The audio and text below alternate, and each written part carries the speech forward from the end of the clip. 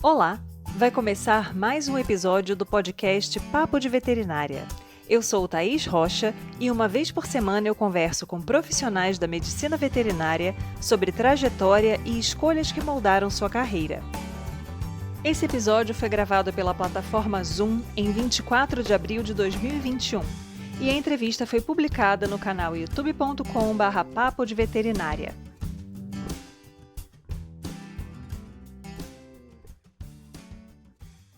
Com diversas dicas importantes de como calçar o caminho para atuar com reprodução, Fernanda Jordão traz histórias, experiências e sugestões para quem tem interesse na área.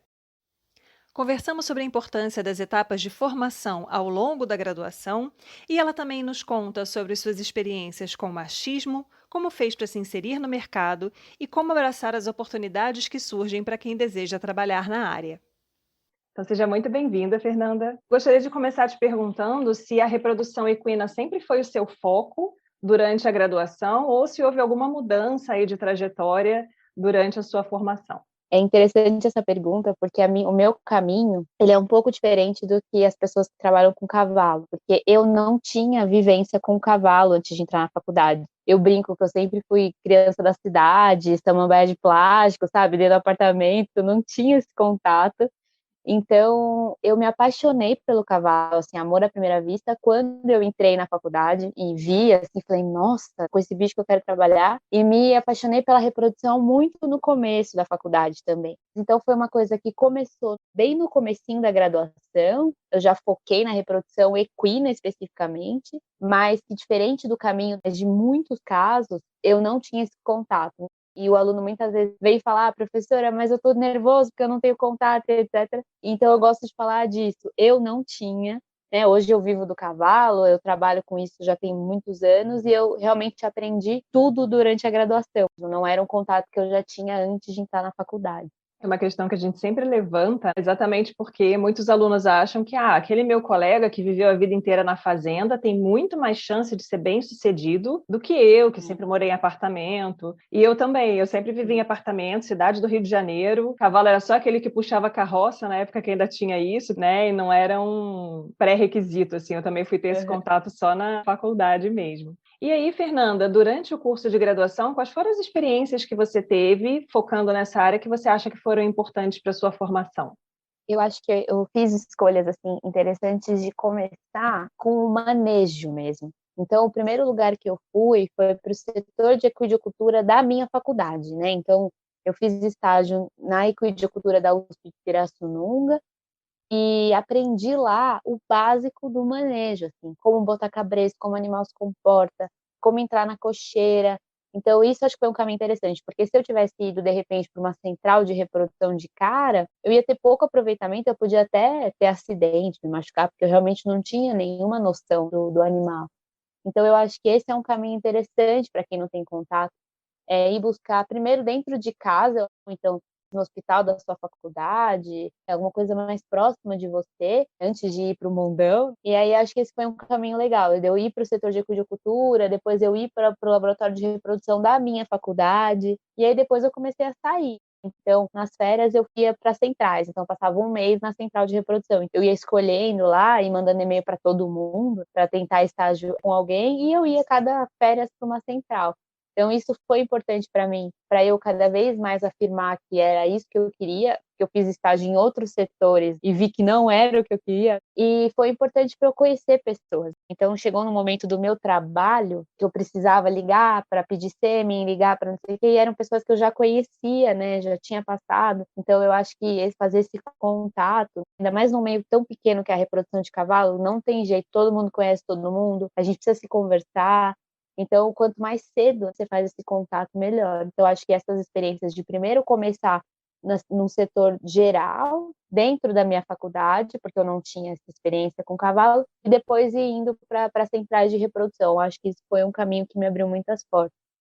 Por que você considerou que seria importante fazer o curso de residência? E aí você ter essa oportunidade especificamente em um ARAS. Mas por que a residência e não sair direto para trabalhar a campo? Dois motivos. Eu acho que o primeiro deles é a falta de experiência, por mais que o perfil da minha faculdade em específico é um perfil de ter mais contato prático, mas mesmo assim, a gente se sente muito com medo de sair, pegar cliente, etc. Então, eu tinha esse foco de fazer a residência para aprender mesmo coisas que eu sabia que eu não estava preparada. Eu sabia muita coisa na teoria, mas a prática é outra realidade, que às vezes não bate muito, né, com as coisas que a gente vê. Então, esse foi um dos motivos. O segundo motivo foi ter cliente, pessoas me conhecerem. Eu era desconhecida, completamente desconhecida na área. Então, a residência acabou me trazendo clientes. Meus primeiros clientes foram pessoas que me conheceram lá dentro da residência. Então, as pessoas vão lá, vão visitar os cavalos, conhecem a Guta, que é muito famosa na área, que é uma referência. Então, ser residente da Guta me trazia uma certa credibilidade. Então, era por causa disso, para eu ter a experiência e o nome para conseguir os meus primeiros clientes. E eu posso até citar uma outra razão, que era a falta de verba para comprar equipamento. Como que a gente sai da faculdade comprando ultrassom, sonda, lupa, microscópio? Não tem como. E na residência acaba que você não tem nada, né? Quem tem é a central que você trabalha, e você também não responde diretamente por tudo. Existe uma pessoa te supervisionando e passando satisfação aos clientes, né? Então você acaba tendo um respaldo muito interessante para quem está começando. Então a residência foi meio nesse sentido. E para mim foi um divisor, assim. Eu aprendi tudo que eu sei praticamente. Para mim foi uma escola mesmo, a residência. Eu conheci muita gente e eu tive os meus primeiros clientes. E até hoje, quando eu consigo clientes ou eu estou negociando, eu ter sido residente da Guta faz diferença às vezes na escolha do proprietário. Então, para mim, a residência foi um divisor mesmo. Assim. Eu indico muito para quem tem interesse na área. Sim, interessante porque a gente está muito habituado a ver os programas de residência, principalmente de universidades. E Uhum. especificamente na área de reprodução, muitas vezes o aluno fica na dúvida, porque em muitas instituições não existe uma reprodução específica para uma espécie. E na atuação a campo, isso acaba sendo muito afunilado. Em geral, quem trabalha com reprodução de equino é equino, bovino é bovino, pequenos é pequenos. E na residência em universidade, muitas vezes você passa por todas essas áreas. E não é, acho que, tão frequente assim os ARAs, né, e as centrais oferecerem esses programas de residência, ou isso já está se tornando mais comum? Então, é muito frequente, tem bastante central precisando de residente, só que não é formal como na universidade. Então, acho que é aí que mora a dificuldade. Porque na universidade a gente tem um edital, então o aluno sabe o dia que é a prova, o que cai na prova, o aluno sabe quando ele entra, quando ele sai, né? O aluno sabe quanto ele vai receber de remuneração. E a residência em central, ela é muito informal. Então, assim, os alunos vêm me procurar às vezes, como que eu faço para virar residente de central? E eu falo, faz estágio, enche o saco do dono da central até ele não aguentar mais olhar para sua cara e te contratar como residente, porque é assim que o processo funciona, sabe? A gente faz estágio há tanto tempo lá, a gente vira uma pessoa de confiança do dono da central e quando ele precisa de residente, o residente dele vai embora, ou ele precisa de mais um, aí você já está lá. Então, é muito difícil mesmo falar para o aluno que está procurando uma residência isso, né? É uma coisa muito. Vamos ter que contar um pouco com as oportunidades, estar no lugar certo na hora certa. Então, é muito sofrido mesmo. De uns anos para cá, eu ouço falar que existem algumas centrais que já estão com processos mais formais. Então, já tem central de reprodução em São Paulo, abrindo programas de residência com edital, com prova, com entrevista. Então, dá para procurar alguns lugares, são poucos, a maioria vai funcionar assim mais na informalidade, a gente não sabe quando entra, quando sai, mas existem muitas centrais que pegam residente, mas precisa realmente estar no meio, sabe? Precisa fazer estágio, procurar mesmo conhecer as pessoas. E outra questão que eu vou te perguntar, que assim, sempre que eu tenho essa oportunidade, a gente levanta essa discussão para saber um pouco da experiência de cada um. E no início eu até tinha um pouco dessa visão também, mas com o tempo eu fui percebendo que talvez seja uma noção um pouco distante do que é a realidade. Que é a questão de ser mulher, se isso em algum momento foi algum empecilho, se isso te fechou portas, se você acha que uma mulher, para se inserir nesse meio, precisa se esforçar mais ou ser até mais capacitada do que um homem. Então, as alunas ainda têm um pouco esse receio. Às vezes têm receio de acompanhar homens a campo. Então, houve alguma situação assim para você? Foi um empecilho? Chegou a te desanimar em algum momento? Olha, é um tema que é muito importante ser levantado, sabe? Eu acho muito essencial que a gente fale disso, porque eu, quando estava na graduação, eu nunca tinha ouvido falar o quanto seria diferente o mundo lá fora por eu ser mulher. Eu demorei muitos anos para perceber, e eu devo dizer assim, só começou a doer em mim a diferença que eu tinha de tratamento por ser mulher, quando eu comecei a me relacionar com alunos. Então, quando eu comecei a ter estagiário, quando eu comecei a dar aula, a dar curso, aí que eu comecei a perceber as meninas vindo para mim e falando: eu quero desistir, meu sonho é trabalhar com cavalo, mas eu vou para pequenos, porque meu professor falou que cavalo não é para mulher. Professora, eu quero trabalhar com cavalo, mas eu tenho medo de fazer estágio, porque só tem homem, eu vou ficar numa casa que só tem homem. Então, esse tipo de relato, às vezes vindo de aluna minha, que eu falava: gente, essa menina é tão inteligente, essa menina é tão capacitada, e ela vai desistir porque a gente está numa sociedade que não permite que ela se sinta livre. Isso começou a doer em mim demais, assim. E aí eu comecei a levantar essa bandeira muito, assim. Então, agora meu Instagram está um pouco parado porque eu tenho um bebê, né? Mas antes de eu ter bebê, eu tava todo dia lá nos stories falando: gente, hoje aconteceu isso, hoje aconteceu aquilo. O meu Instagram, ele é a bandeira da mulher com grandes, né? É mulher onde ela quiser. Então, até hoje estou chamada em mesa redonda para falar sobre esse assunto, porque hoje eu tenho um pouco mais de consciência do que eu tinha na época da graduação, e ainda assim ainda me pega de calça curta às vezes, sabe? Às vezes eu estou num Aras, a pessoa faz um comentário, daí eu fico: caramba, eu respondo, eu não respondo, aí você volta engasgada. Então, é importante. O homem também, porque ele também faz parte desse movimento, né? Mas a menina saber é o mundo que ela vai encontrar lá fora, que não é igual, que ela vai ter que se preocupar com a roupa que ela vai sair, porque ela vai coletar embrião numa determinada posição e vai ter um homem fazendo alguma piada, vai ter um homem olhando para ela. Por exemplo, a gente vai fazer uma inseminação de sêmen congelado, eu sou obrigada a dormir de madrugada no Aras. Eu tenho preocupações que os veterinários, meus colegas, não têm. Eu tenho medo. A casa que eu vou ficar, como é que é, onde que eu tô. Eu acho que é importante assim, que isso não sirva como um desestímulo, que a menina não desista por isso, mas que ela saiba disso. Se a gente sair achando que o mundo é lindo, que a gente vive numa sociedade igualitária e que o machismo não se reflete na veterinária, isso eu acho que é um problema, sabe? Ter essa consciência faz muita diferença. Por isso que eu falo muito disso.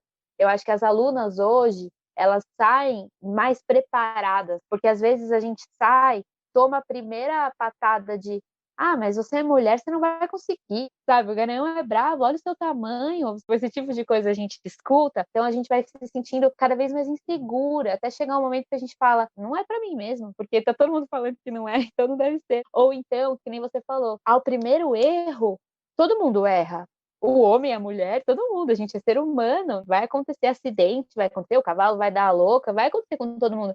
Mas como eu já estou me sentindo não pertencente àquele lugar, a primeira vez que uma ego escapar e sair correndo, eu vou falar: aí, tá vendo? Não é para mim mesmo, eu vou trabalhar com pequenos. Óbvio, não desqualificando pequenos, mas é uma área que a sociedade aceita mais. E tem outra coisa, a insubordinação, porque a gente trabalha num meio muito masculino no Brasil. Então, quando a gente está como veterinária do ARA, seja como reprodução ou como for, a gente está numa posição superior em termos de hierarquia. A gente que vai dar a ordem, a gente que vai falar: faz isso, faz aquilo. E é difícil para alguns homens aceitar receber ordem de mulher, então tem muita camada. Tem o medo, tem o preconceito, tem a insubordinação, sabe? Então, é claro que a gente tem que mostrar mais resultado para acreditarem na gente. Às vezes a gente chega e é totalmente desacreditada, o proprietário até acredita, mas os funcionários não. Eu já tive que fazer assim, sei lá, 90% de resultado para o funcionário virar para mim e falar: caramba, doutora, eu achava que a senhora não conseguia, eu duvidei. Por que ele duvidou de mim? Será que se fosse um homem ele duvidaria também? Então a gente tem que se provar e provar para a gente mesmo que a gente cabe naquele lugar. Então é uma luta diária, que cansa, mas que é importante que as meninas saiam sabendo disso. Eu acho que essa é a diferença em relação a mim, quando saí da graduação sem nunca ter ouvido falar dessa realidade, sabe? Você foi contando a sua história, desenvolvendo o assunto que eu tinha levantado, e isso veio me trazendo muita recordação de como eu enxergava isso também, porque eu acho que na época que eu estava na graduação, isso não era uma bandeira tão em voga. Então a gente ouvia falar da questão do preconceito: mas grande, eu já vi veterinárias mulheres comentando: aquela estagiária, nossa, ela é super boazinha, ela é competente, mas olha só, ela tem 1,5 m, ela é muito magra, como é que ela vai trabalhar com cavalo? Então, Tem a questão até física, se é uma mulher de 1,90 m, 1,80 m, né, as pessoas vão dar um pouco mais de crédito, é uma pessoa mais robusta, se você é menorzinha, se você é mais magrinha, já vão achar que você fisicamente não tem competência para lidar com aquela situação, sendo que a gente está tratando com o animal exatamente por ser mais inteligente, não mais forte. Se a gente fosse contar com força física, Exato. ninguém ia ganhar do cavalo. E eu acho que na época que a gente estava na graduação, essa bandeira não estava tão em voga na sociedade em geral, então a gente era um pouco mais alheia. A gente sabia que existia, ouvia uma piadinha ou outra, mas eu, assim, eu ignorava, pensava, trabalhar com grandes é o que eu quero, se eu for ficar me importando com cada um que me desmotiva, eu não vou chegar em lugar nenhum. Então eu tenho que saber qual é o meu objetivo, onde eu quero chegar, e ir superando isso daí. Tem que ser um fator que me dá mais força, né? Que me dá mais combustível, não uma coisa que me freia, porque senão você não Uhum. chega a lugar nenhum nunca. Mas essa questão de hoje em dia estar mais em voga, e as meninas já chegam de antemão com essa preocupação muito mais visível. E elas têm muito essa questão de procurar aquela professora que é mulher, que trabalha na área, para ter uma referência. Então, acho que é Uhum. extremamente importante isso que você falou, essa coisa de ter que se provar, ter que mostrar que você tem competência sim para ocupar o lugar que você ocupa. De uma certa forma, os homens acabam tendo um pouco mais de aval para errar e se manter, às vezes, no erro, do que uma mulher. E é uma questão, inclusive, que eu vi uma vez em uma discussão política, em época de eleição, essa questão de, não, tudo bem, eu vou votar em candidata mulher e eu vou ficar em cima para saber o que ela está fazendo. E aí a entrevistada nessa situação estava falando, pois é, a questão é exatamente essa. Porque quando você opta por eleger uma mulher ou por colocar a mulher em uma determinada posição, você acaba cobrando muito mais dela do que você cobraria se fosse um homem. Então, a gente mesmo, na tentativa de colocar a mulher ocupando todos os Uhum. espaços que ela pode ocupar, que são dela, a gente ainda tem um pouco essa visão da cobrança maior. Então, são Sim. vários aspectos que a gente tem que policiar o tempo inteiro para Uhum. poder fazer parte desse movimento e contribuir, porque a gente, em muitas situações, também é machista. A nossa forma foi essa. Então, a gente tem que É. quebrar esses paradigmas todos os dias. E você acha que o fato de você ter trabalhado em uma central em que a dona era mulher, que já tinha um status, acabou sendo um impacto positivo para você? Te deu mais aquele gás de dizer, não, as mulheres podem. Então, eu acho interessante até você perguntar isso, porque eu acho que acabou sendo um atenuante para mim, sabe? Porque com a realidade que eu tinha na época da graduação, eu saí sem ter essa consciência do mundo lá fora, não era uma coisa tão discutida. Então, quando eu cheguei na central, isso serviu para dificultar mais ainda de enxergar as coisas. Então, lá a realidade é outra, ela está na central dela, é outra questão do que você sair sozinha, com teu carro ali, teu ultrassom no meio do mato, indo encontrar as pessoas. Então, não, o machismo não existe porque tem a veterinária tal, a referência tal, e é que nem você falou sobre a política, né? Tem a deputada tal, tem a presidenta, mas olha o quanto de mulheres não ocupam os espaços, né? A gente está numa sociedade majoritariamente feminina, e dá uma olhada para a Assembleia, para o Congresso, o tanto de homem que a gente tem. Então, falar, não, mas tem aquela deputada, não quer dizer que a gente está numa sociedade igualitária ainda. Então, já aconteceu comigo, numa mesa redonda, eu estar presente, ter um veterinário presente também, e quando um aluno me questionou sobre machismo, eu fiquei 5 minutos explicando, né, o que eu estou explicando aqui, e quando eu terminei a resposta, o veterinário falou, não, na minha opinião, não existe machismo na veterinária, como se fosse ele que entendesse sobre o assunto, quem está passando sou eu, não é ele, e justificando que não existe pelo fato de, olha, tem a veterinária tal, a veterinária tal. Então, eu acho que é um pouco isso, a gente tem que tomar um pouco de cuidado quando a gente pega esses exemplos e joga num contexto macro, assim. Então, eu acho que foi isso que aconteceu comigo. Quando eu entrei na central e me deparei com a Guta, aquela referência, mulher, então, para mim, eu já não levantava essa problemática, então foi mais um motivo para eu não levantar. Então, eu acho que atrasou um pouco mais, talvez, a minha percepção nesse sentido. Maravilhosa, adoro. É muito bom porque, na realidade, a gente consegue ir entendendo um pouco de outras experiências, de outras realidades e montando uma figura um pouco mais próxima da realidade do que quando a gente se baseia só na nossa vivência. Então, eu acho Uhum. extremamente rica essa oportunidade de compartilhar experiências, exatamente para que as pessoas de antemão saibam. Foi o que você falou, não é que seja para desistir de atuar na área porque existe o machismo ainda. A gente espera que em algum tempo isso acabe melhorando, mas que isso vai, no final das contas, ser uma pauta importante, sim.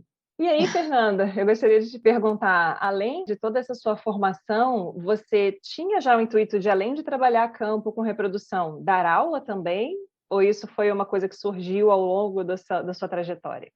Olha, não tinha o intuito nem de dar aula, nem de ir para a área acadêmica. Imagina, fiz mestrado e doutorado, não tinha a menor intenção. Eu estudava na USP, que a gente tinha muita pressão por iniciação científica, o incentivo de ir para a área acadêmica, e eu odiava. Falava: "Deus me livre, eu não quero, eu não gosto, eu quero ir para o campo, eu quero trabalhar, eu quero", sabe, eu tinha um pouco essa visão de só querer estar no ar, mexer nos bichos e tal. E aí eu fui chamada para fazer mestrado, na verdade eu fui parar na casa da Guta, que é uma pessoa extremamente acadêmica, e aí quando eu cheguei na central, o professor que foi meu orientador do mestrado, o professor Rubens, me convidou, falou: "Ah, já que você quer tanto ser residente da Guta, que era meu objetivo de vida, já que você quer tanto", e a Guta fazia o doutorado com ele, "por que que enquanto você faz a residência, você não faz um mestrado comigo?". Aí eu falei: "Nossa, pelo amor de Deus, não faz sentido, eu odeio tudo isso", eu não tinha nem currículo para entrar no mestrado, porque eu não tinha feito iniciação, não tinha publicação, e o professor falava: "Gente, uma aluna da USP sem iniciação, que vergonha", e eu tive que galgar ali um jeito, né, escrever resumo, porque eu entrei no mestrado mesmo porque eu queria ser residente, foi mais ou menos essa a minha trajetória. E aí, me apaixonei pela ciência num grau, assim, e aí foi um caminho sem volta, né? Fui me envolvendo num monte de projeto de mestrado. E aí, no meio da ciência, a vida acadêmica vem, né? A gente acaba dando uma aulinha aqui, uma aulinha ali, é chamado para dar uma palestra na semana acadêmica. Quando você vê, você está dando aula para caramba. Você pega uma disciplina aqui, outra ali, um curso aqui, outro ali. Então, fui descobrindo esse meu amor por dar aula também. Então, na verdade, não foi um objetivo, não foi um caminho traçado, não foi nada disso. Foi a vida indo pelos caminhos, assim. E hoje que eu tenho um bebê, eu não tô mais no campo, por enquanto, até eu conseguir organizar minha vida de novo. Então, hoje, praticamente, eu vivo da docência. Então, veja, se eu falasse isso para Fernanda de 2010, em 2021 você vai estar com um bebê, vivendo da docência, dando aula online na pandemia, eu ia falar: "Coitado, né, você tá muito louco". Acaba que as coisas vão indo, assim, mas não, nunca foi um foco na minha vida. E é muito importante, na realidade, a interligação entre essas 2 áreas, porque eu tive muito essa noção quando eu comecei a fazer estágio fora da minha universidade, porque na época eu estava numa federal, então não eram todas as cadeiras que compunham ali o curso de graduação que eram fortes na pesquisa, então eu não tinha muito essa visão. E aí, quando eu fui fazer estágio numa instituição de São Paulo, que eu fui para a Unesp de Jaboticabal, eu falei: "Nossa, mas os professores estão sempre atualizados dentro do que está mais recente de publicação, de técnica. Oh, meu Deus, como isso acontece?". Aí que me veio aquele balde de água fria, tipo: "Minha filha, isso é uma pessoa que trabalha com pós-graduação, com ciência, com pesquisa. A pessoa está sempre por dentro do que está acontecendo, ela está acompanhando e ela está contribuindo para que as coisas melhorem, e também é uma forma de trazer um retorno para a sociedade, embora muitas pessoas não compreendam dessa forma, porque nem sempre o trabalho que o cientista faz é imediatamente transposto para um benefício para a sociedade. Às vezes são anos pesquisando um determinado aspecto, até que você tem aquilo ali inserido na prática, no dia a dia das pessoas. E quando se insere, as pessoas deixam de ter essa noção de que veio de uma pesquisa, veio de uma universidade, enfim. Então tem muito esse aspecto que às vezes a gente, quando não tem essa base acadêmica, não tem muito essa noção. E o conhecimento de campo, em contrapartida, ele também é extremamente importante, porque outra questão que eu percebo é que às vezes o aluno acha que o professor que dá aula 40 horas dentro de uma universidade não sabe o que é a vida de campo. Às vezes as pessoas acham que tem um conforto, que é extremamente oposto a isso, de você trabalhar dentro de uma universidade. Já está lá na vaga dele, né? Trabalhando lá, dando aula, como se fosse apenas isso. E a gente às vezes fica um pouco com essa sensação de que um setor não conversa com o outro. E o professor dentro da instituição de ensino, ele também tem contato direto com o pessoal de campo, até porque é a dor do campo que faz a gente pensar no que a gente vai pesquisar. Qual é a linha de pesquisa que eu vou desenvolver para responder as perguntas que vêm do campo. Eu acho que a gente, como cientista, pesquisador, enfim, a gente precisa achar um meio de divulgar o que a gente faz melhor, né? E é isso que você falou, de não se conversar, né? E a gente está vendo a realidade aí. A gente tendo que explicar a importância da ciência, explicar a importância da vacina, explicar, né? Explicar o óbvio, porque o cientista não é valorizado. Então, hoje, que a gente está dependendo da ciência para sair de casa, as pessoas ainda não estão entendendo por que tem que pagar bem cientista, por que tem que, enfim. Então, essa falta de entender a relação das coisas é um outro problema social. O aluno que está querendo trabalhar, eu sempre falo nas minhas aulas, olha, a gente está falando de indução de ovulação, que é o que você vai fazer na sua vida, porque alguém, né, muitas pessoas ficaram anos estudando qual é a melhor forma de induzir ovulação na égua e como que vai responder. Então, não esqueça do cientista que trabalhou para você trabalhar o que você trabalha hoje e amanhã melhorar seus resultados com o que a gente está fazendo hoje. Então, acho que a gente, como professor, e como o professor que está no campo e está na universidade, tem muito a função de passar para o aluno o quanto as coisas estão conectadas, né? Eu acho que a gente tem que trabalhar mais na divulgação dos nossos próprios dados. Eu fiquei 3 anos fazendo um experimento de doutorado, usando verba pública para isso, e até hoje não consegui publicar meu artigo. Eu trabalho em tanta coisa e a gente vai deixando, daqui a pouco eu faço. Não, pera, isso tem que ser prioridade. Eu preciso mostrar para a sociedade os meus resultados, senão qual sentido faz eu ficar 3 anos trabalhando nisso? Eu acho que falta essa visão para o próprio cientista. A própria pessoa, às vezes, está lá dentro do laboratório, ele não está entendendo a importância social dele e como que ele tem que integrar tudo. Então, isso que você falou, eu acho que é um ponto bem legal de se levantar. É porque também a gente tem várias exigências, né? Quando você está dentro de uma instituição, que você tem aquele tripé ensino, pesquisa e extensão, em geral a gente é muito mais reconhecido quando tem bons resultados de pesquisa do que quando faz extensão, que é exatamente esse link entre a universidade e a sociedade. E quando a gente está no ensino, a gente forma muitas pessoas, mas nem sempre isso traz o destaque que o professor mereceria ter. Você está formando o capital de trabalho daquela profissão, está contribuindo para que essa profissão continue atuando e continue trazendo benefício para a sociedade. Então, a gente tem tantas pautas aí que envolvem, inclusive, a veterinária, a importância do veterinário na saúde única, a saúde pública, que está inserida nesse contexto. É tanta pauta que a gente fica 15 dias conversando aqui e não encerra o assunto. Mas eu acho que tem também um pouco dessa questão, você falou de trabalho engavetado. Todo mundo que faz pesquisa tem trabalho engavetado, não por querer, porque é óbvio que a gente quer publicar, mostrar o resultado que a gente teve, mas a gente continua com tantas outras demandas que até o tempo para sentar e escrever, ele acaba sendo curto demais. Então é bem difícil conciliar também todas essas funções, e mais do que isso, quando você trabalha na pesquisa, o que vai te trazer um reconhecimento, o que vai fazer você ser chamado para palestra, é o artigo que você publicou numa revista muito boa, muito conceituada, e outros pesquisadores usarem o seu trabalho como referência, e nem sempre você vai conseguir aquela calma, aquela tradução do trabalho que você fez para uma linguagem acessível. Porque uma coisa é você conversar com alguém da mesma área que usa aquela mesma linguagem. Outra coisa é você traduzir aquilo para uma pessoa que às vezes tem uma instrução mínima, que às vezes precisa realmente de uma outra abordagem para entender a importância daquele trabalho. E como tudo na vida, é aquele trabalho de formiguinha. Mas a partir do momento que você direciona aquela energia para aquela função ali, alguma outra coisa está ficando meio de lado. E aí a gente vai tentando fazer esse equilíbrio aí de várias situações na vida. E aí, Fernanda, o que você teria para sugerir, pode falar especialmente mulheres, né? Porque tem um pouco dessa experiência, dessa pegada, da construção do caminho até você conseguir trabalhar na área que você deseja, porque uma queixa que eu escuto muito é: eu gosto de reprodução, mas o mercado é muito fechado, é difícil entrar, é difícil ter contato. O que você aconselharia para as pessoas que querem trabalhar nessa área? Olha, eu acho que uma coisa importante é a gente ter objetivo traçado. Então eu falo pro pessoal assim: escreve quais são os seus planos. Qual é o meu plano A, qual é o meu plano B, e coloca no papel, tira da cabeça, porque sai do imaginário e vai um pouco mais pro concreto quando você escreve. Porque isso funcionou para mim. Meu foco era fazer residência em Central. Então eu trabalhava nesse sentido. Por exemplo, quando eu fui fazer meu obrigatório, que a gente faz no final do curso, eu tinha minhas listas de centrais que eu achava que eram possíveis centrais que iriam me contratar como residente. Então, o aluno às vezes vira para mim, eu dou aula para o 5º ano, eles falam: professora, o que você acha melhor? Eu ficar 3 meses no mesmo lugar ou eu ir cada mês do estágio para um lugar diferente? E eu pergunto para o aluno: o que você quer da vida?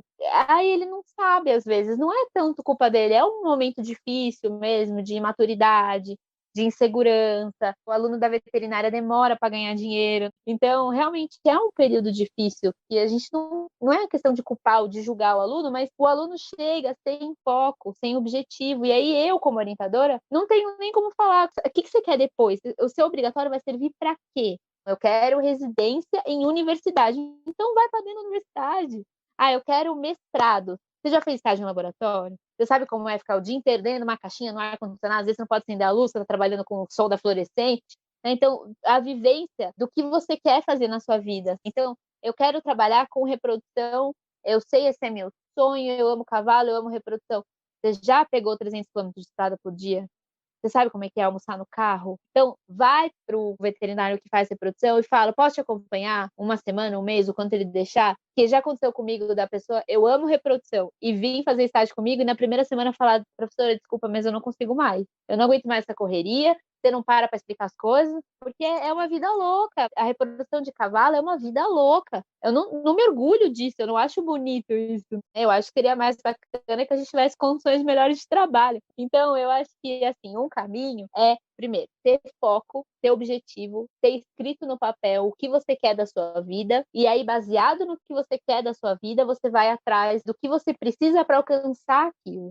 E você pode ir riscando. Então, meu sonho é reprodução. Fiz estágio com 3 pessoas, peguei estado o dia inteiro, descobri que eu odeio estrada, não é para mim, já arrisca isso aí, vai pensar em outra coisa. Às vezes você gosta de reprodução, você gosta de mestrado, então vai trabalhar com mestrado, vai fazer um mestrado em reprodução, faz seus planos A, plano B, plano C no seu caderninho, e aí busca informação. O que você não encontra no Instagram? O que você não encontra nesse canal maravilhoso seu aqui, que a pessoa pode escutar a experiência? Olha que coisa rica, né? Na minha época não tinha ninguém para falar tudo isso para mim, coitada. Não tinha nem internet direito, né? Então, hoje em dia tá tão mais fácil, né? Então a pessoa entra no seu canal e escuta veterinários falando da sua realidade. Pronto, você gostou disso? Então vai atrás. Você não gostou? Então risca da sua listinha. E não tenha vergonha de aparecer. Eu acho que isso é muito importante de falar. A gente morre de vergonha, a gente quer se esconder atrás dos supervisores aí. E não, sabe? Quando eu fazia residência, o cliente chegava, eu pulava na frente dele, viu? Fui eu que fiquei ali vendo sua égua parir de madrugada. Enquanto eu vejo, às vezes eu chego para levar embrião na central, eu vejo o residente se escondendo quando o cliente chega. Ele ganha mal, ele não quer conversar. Mas, gente, é a chance. Quem não aparece não é lembrado. A gente precisa aparecer. Então, você está no congresso, tem aquela rodinha de gente conversando, se enfia no meio. Ninguém te conhece, mas vai te conhecer agora. Infelizmente ou não, não tem jeito. Na veterinária, a gente não consegue as coisas só por currículo. Posso ter o maior currículo do mundo, se o cara nunca me viu, ele não vai dar a égua dele na minha mão. Então, eu acho que a gente precisa ter um objetivo, ter um foco, fazer as suas escolhas baseadas no que você quer e, no meio desse caminho, estar em todos os lugares ao mesmo tempo. Então, entrar naquela prova da hípica é de graça, tem um monte de proprietário naquela prova, vai naquela prova, aparece, esteja nos lugares possíveis. Eu acho que isso foi um caminho que funcionou para mim e que até hoje, se eu sumir, eu não vou mais ser lembrada. Então, eu acho que é um negócio que você tem que ir reciclando durante a sua vida, né? E aparecendo e fazendo esses contatos. Então, eu acho que é por aí o caminho.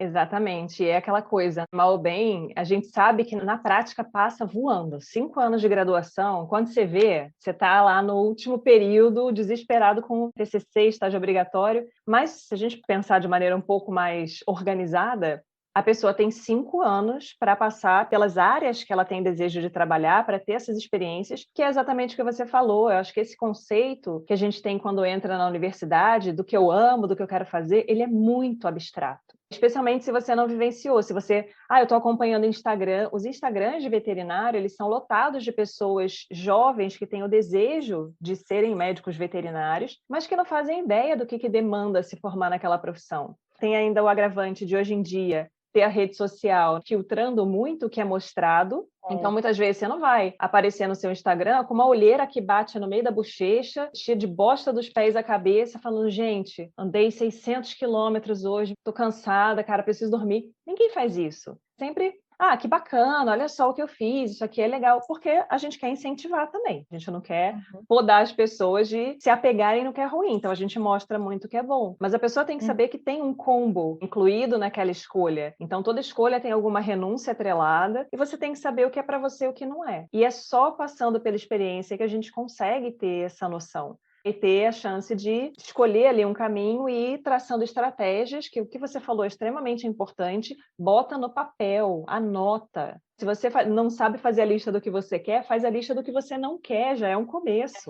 E a partir daí você já ir direcionando qual é a estratégia que você vai utilizar e quais são os aspectos que você tem que trabalhar, porque não é só ficar grudado acompanhando o veterinário, tem outras competências, tem outras características que as pessoas têm que trabalhar também.